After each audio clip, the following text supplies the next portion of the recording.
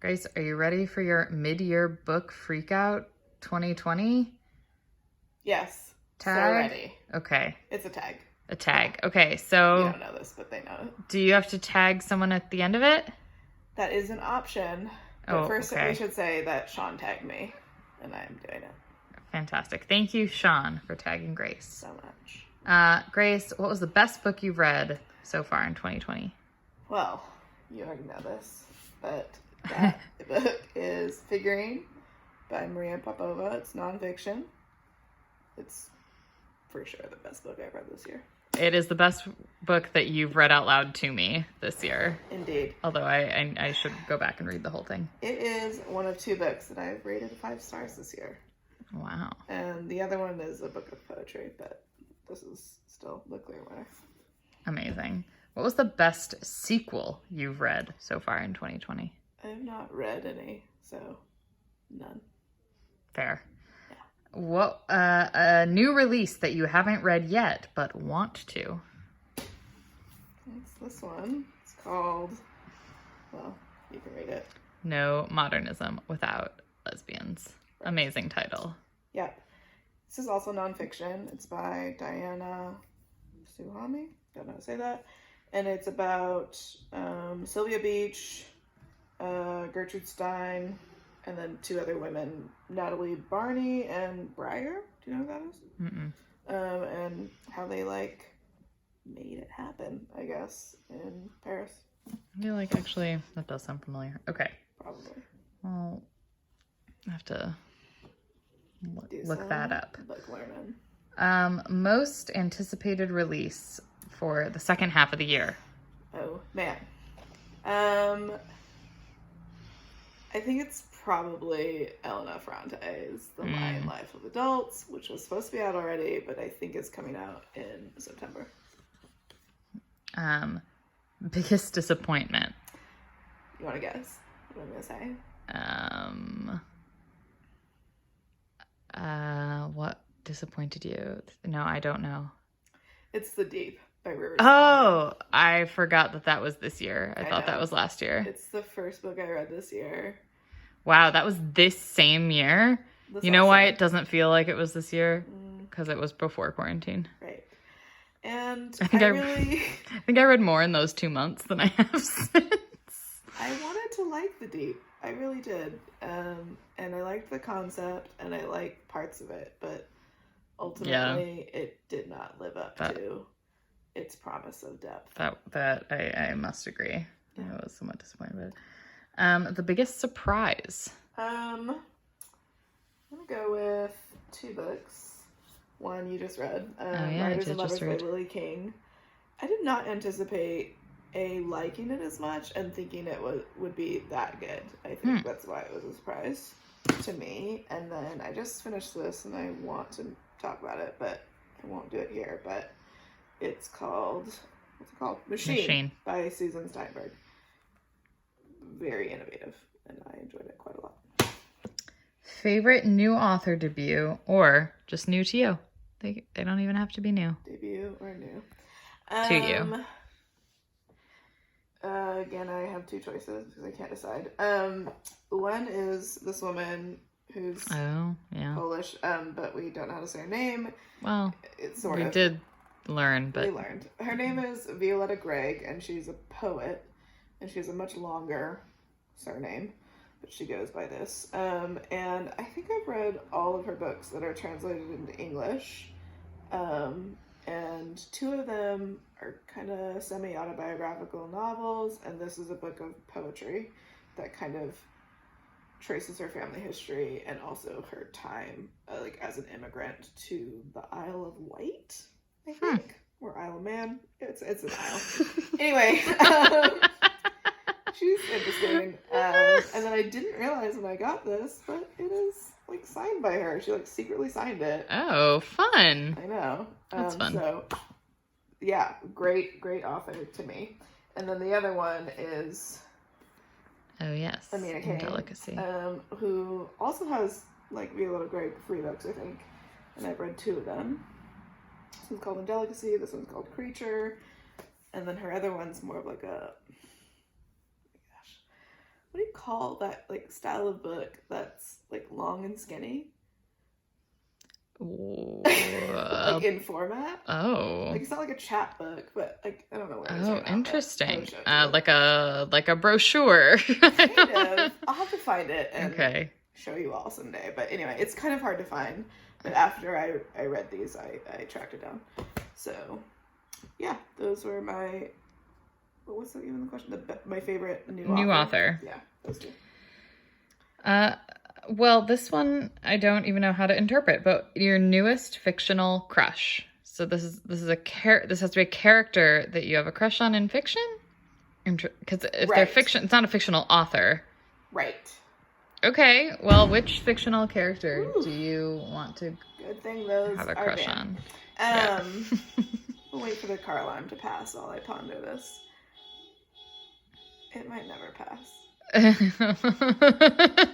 The joys of living in the city. Wow, this is our lives. Truly. Okay, so cool. Not an author, but like a person you be crushing on. Like a character in a novel, presumably, because they have to be fictional. Right. I guess I will just like out myself a little bit and say that. Wow, Abby, are you ready? I don't have a fictional crush because I identify as ace. So. Well, then you may prefer this next question, which I find to be quite similar, which is your newest favorite character. So maybe this one is a little more inclusive. Right. And I think, like, would be what you would have to round crush to anyway. Like, just, like, who are you intrigued by character? Right. Like? I'm going to say... I mean, you know her, too. The main character in this book, Vittoria. Yeah, I think so. I mean, she's just, like, fun. I don't know. I enjoyed her as well. Living her best life, I found her to be very... She's snappy. Very she's gay. Like, doing whatever she wants, and I like that. She had some good insults to like clapbacks to dudes. Yeah. So yeah, we'll go with her. Book that made you cry. I for sure cried when I read Figurine multiple times. I think, mostly because she's like tracing historical figures, like people we know about in history, but like they're detailing their inner lives. And I won't ruin the book for everyone, but one of the people that she follows, or at least two of the people, are Emily Dickinson and Rachel Carson, and just like various aspects of their lives and how they died was like quite sad. Well, what about a book that made you happy? Also Figurine. I was gonna say that book made me happy. Dark Horse.